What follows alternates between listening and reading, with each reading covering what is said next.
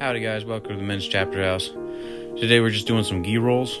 We're gonna start standing, and then hopefully we'll get to see some interesting activity. Here you're gonna see that head positioning is super important. If you lower your head too much, it is a good way to give control to your opponent. Here, with both my hands straight in the center, I don't have a lot of control. Unfortunately, his thumb gets caught in here, and I didn't know that. So we have to stop and restart. You got to be careful.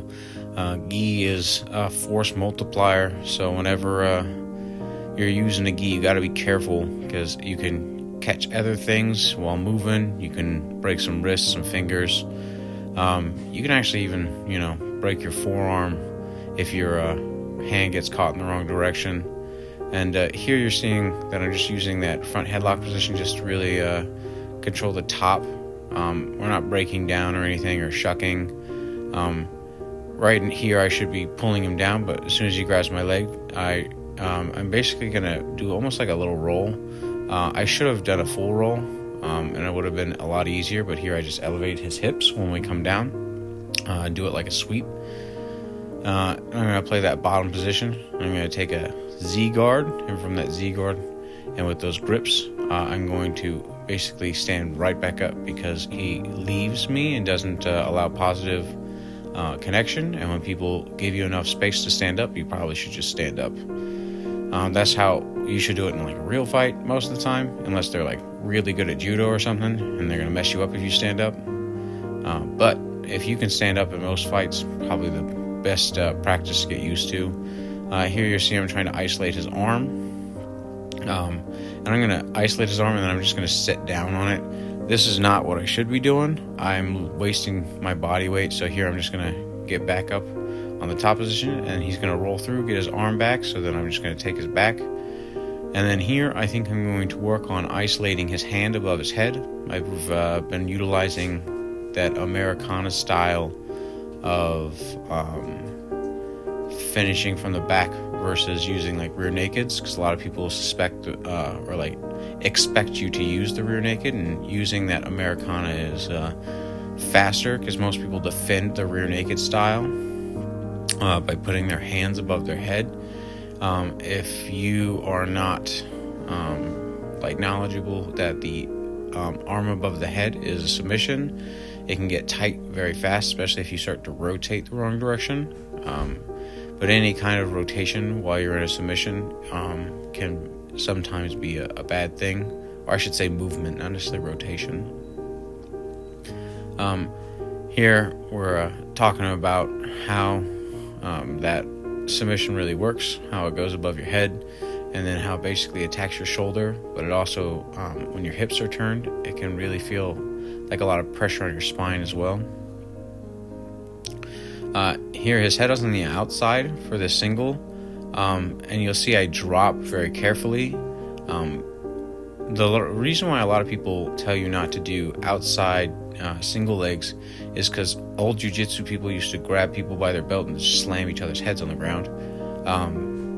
That doesn't really work in a match that doesn't have gis. So I'm not so sure where that became like the biggest taboo in the world to do outside takedowns. I'm also not going to slam someone's head down on the ground. Here you'll see I have an awful triangle, but I'm using it as a position to basically hold and control, and then basically sweep from then once I take away his pillar. I don't believe I'm actually going to finish the triangle. I believe I just go for an armbar because I don't really set up triangles very much. Oh, it's an Omo. I go for an Omo / armbar. But yeah, I don't really use triangles so much as a finishing position, more as a setup position. I prefer to move around in the triangle. I don't like a lot of pressure on my back and my neck, and people, when they drive into you trying to get out of the triangle, I typically use it to set up other things, and I don't really use it as a finishing position.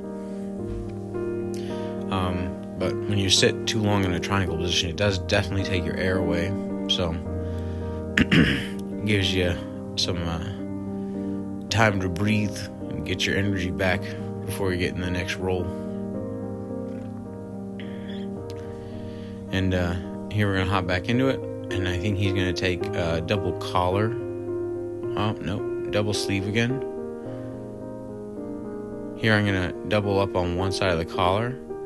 And I just do this basically because I can pull people down just like that.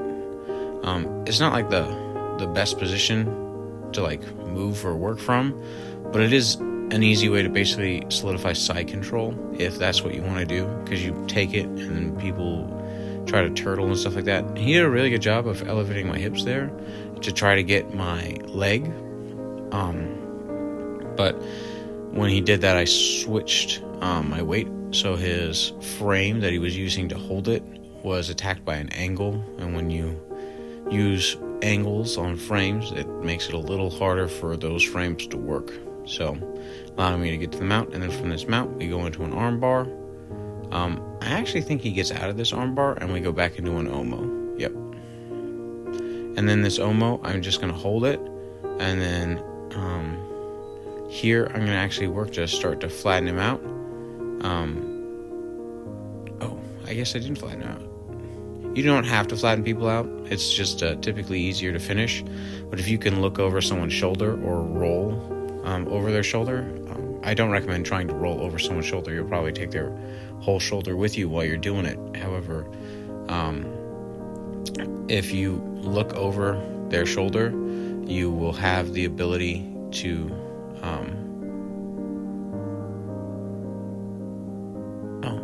I was like, I don't think I finished that arm bar.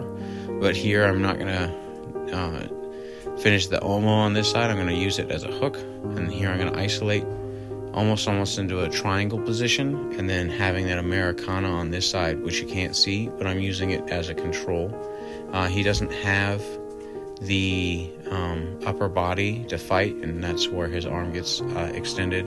But that was basically the end of the roll on this one. So thank you very much for watching, and I hope to see you all guys on the next one. All right, have a good one. Bye.